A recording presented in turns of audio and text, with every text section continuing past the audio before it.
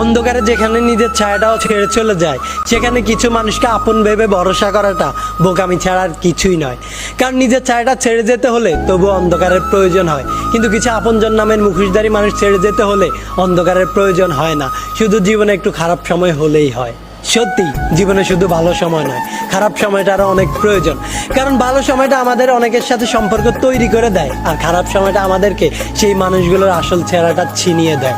মুখে ভালোবাসি বললেই যেমন ভালোবাসা হয় না, ঠিক তেমনি একসাথে চললেই সবাই আপন হয় না। কারণ কিছু মানুষ স্বার্থ ফুরিয়ে গেলে দিন শেষে আর আমাদের পাশে রয় না। এই মানুষগুলো গিরগিটির চাইতে কোনো অংশে কম নয়, বরং এরা গিরগিটির চাইতে অনেক বেশি ভয়ঙ্কর হয়। কারণ গিরগিটির রং বদলায় জীবন রক্ষার্থে, আর এই মানুষগুলো রং বদলায় নিজের স্বার্থে। এই মানুষগুলো ভালো সময়ে নিজ থেকে সম্পর্ক তৈরি করবে, আবার খারাপ সময়ে নিজ থেকে হারিয়ে যাবে, আবার যাওয়ার সময় আপনাকেই বেঈমান, বিশ্বাসঘাতক আর স্বার্থপর উপাধি দিয়ে যাবে। আমি আমার ভালো সময়ে অনেক মানুষকেই আমার পাশে দেখেছি, কিন্তু আমার খারাপ সময়টাতে আমি সবাইকে পাশে পাইনি।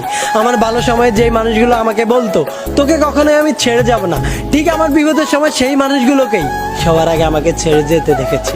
আর এই আপনজন নামের মুখোশধারী মানুষগুলো আমাদের জীবনে অনেকভাবেই এসে থাকে, কখনো বন্ধু হয়ে, আবার কখনো ভালোবাসার মানুষ হয়ে।